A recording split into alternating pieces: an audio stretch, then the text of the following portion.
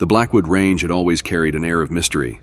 Sprawling forests untouched by time, shadowy peaks looming like silent sentinels, and trails that twisted deeper into the unknown. It was the kind of place adventurers flocked to for the thrill of isolation, the allure of nature's raw beauty, and the whisper of danger that clung to the air. It was here, on the edge of civilization, that 5 friends, Lila, Mark, Ethan, Sarah, and Jason, set out for what should have been a weekend of bonding and adventure.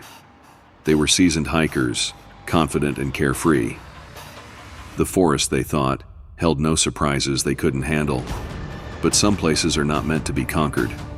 Some trails are not meant to be walked. And Blackwood Trail had its own rules. The sun sank behind the jagged peaks of the Blackwood Range, casting long shadows across the dense forest. 5 friends, Lila, Mark, Ethan, Sarah, and Jason, laughed as they pitched their tents near the edge of a secluded lake. The still water mirrored the crimson sky, and the only sounds were the whispers of the wind through the pines and the occasional rustle of unseen wildlife. They were excited for a weekend of hiking and camping in the untouched wilderness, away from the noise of their urban lives. But they had no idea that by the time they returned, one of them would be gone. That first night, they shared stories by the fire. Jason, always the prankster, told a chilling local legend about Blackwood Trail. A story of hikers who had vanished without a trace, leaving only torn tents and scattered belongings. "People say there's something in these woods," Jason teased, his face lit eerily by the flames. "Something that hunts, something that doesn't want to be found." The group laughed nervously, brushing off his words as nothing more than a campfire tale. But Lila, the most superstitious of the group, couldn't shake the feeling of being watched. The next day, they set off on their hike, trekking deeper into the forest along Blackwood Trail. The air grew colder, and the towering trees seemed to close in around them. Despite their enthusiasm, an unsettling quiet hung in the air. The usual chatter of birds and rustling leaves was absent, replaced only by the crunch of their boots on the rocky path. Halfway through their hike, they stumbled upon something strange, a pile of rocks stacked unnaturally in a perfect spiral. The formation was unsettlingly precise, as if arranged by an unseen hand. "This is weird," Ethan muttered, kneeling to examine it. "Just some bored campers," Mark dismissed, though his voice lacked conviction. By late afternoon, they decided to turn back. But as the sun dipped lower, they realized the trail markers they had followed were gone. Confusion set in. Ethan pulled out his GPS, but the screen flashed with static and meaningless coordinates. "We're not lost, right?" Sarah asked, her voice trembling. Jason, always confident, tried to lighten the mood. "Relax, it's just a detour. We'll find the way." Twilight fell quickly in the forest. They heard strange noises, soft whispers that seemed to come from nowhere and everywhere at once. The once lively banter among the group faded, replaced by uneasy glances and hurried steps. Lila screamed suddenly, pointing to a figure in the distance, a shadowy silhouette standing impossibly still between the trees. The group froze, hearts pounding, but when they shone their flashlights toward it, the figure was gone. Jason, trying to keep morale high, laughed it off. "It's probably just another hiker messing with us," he said, though his shaky voice betrayed his fear. They finally found a clearing and decided to set up camp for the night.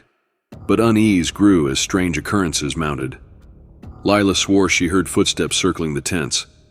Ethan discovered his backpack had been unzipped, though no one had touched it. Sarah clung to Mark, whispering that she had seen a pair of glowing eyes in the dark. Then, just before midnight, Jason left the tent to relieve himself. He joked, "If I'm not back in 5 minutes, send a search party." But 5 minutes turned into 10, then 20. When the group ventured out to look for him, they found no sign of Jason, only his flashlight lying abandoned on the trail, its beam cutting through the thick fog. "Jason!" Mark shouted, his voice echoing through the trees. There was no response, just the oppressive silence of the forest. Panic set in as they combed the woods, calling his name. Lila broke down sobbing, convinced something terrible had happened. Ethan kept insisting they should head back to civilization and call for help, but Sarah argued they couldn't leave without Jason. Suddenly they heard it. Jason's voice, faint and distant, calling for help. They followed the sound, hearts racing, deeper into the forest. But no matter how far they went, Jason always seemed just out of reach. It wasn't until they reached another clearing that they realized the voice had stopped, and they were completely lost. By dawn, the remaining four stumbled back onto the main trail, exhausted and terrified. They alerted authorities, who organized a search party, but Jason was never found. The police discovered their abandoned campsite, torn apart as if by some wild animal. Jason's flashlight was there, still flickering faintly, but no other traces of him existed.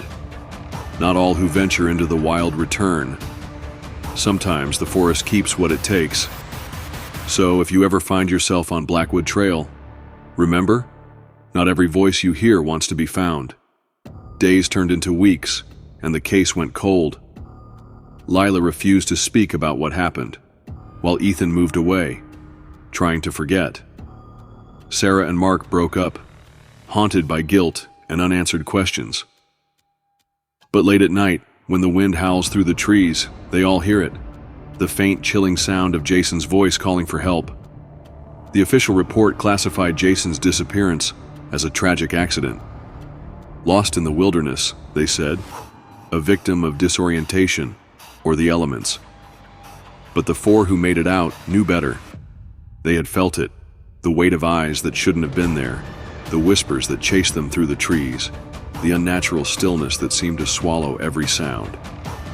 Something in Blackwood had taken Jason, and whatever it was, it didn't leave a trace. Years later, the survivors still speak of that weekend in hushed tones. Ethan refuses to set foot in a forest again. Sarah can't sleep without a light on, and Lila, when pressed, says she still hears his voice sometimes, in her dreams, or on quiet nights when the wind carries a faint, desperate plea for help. Blackwood Trail remains a place of unanswered questions, a haunting reminder of the mysteries that lurk in the wilderness. Jason's disappearance left a scar on the lives of his friends, one that time has not healed. The whispers of that night, the strange figure in the trees, and the relentless feeling of being watched have stayed with them, refusing to fade. The truth about what happened on Blackwood Trail may never be known. Was it the forest itself, some force beyond comprehension, or simply the cruelty of nature? We may never have answers. But one thing is certain, those woods are not empty. If you ever find yourself near the Blackwood Range, tread carefully. Stick to the marked trails. Ignore the whispers. And if you hear someone calling for help deep in the trees, don't follow. Because not everyone who ventures into the forest makes it back.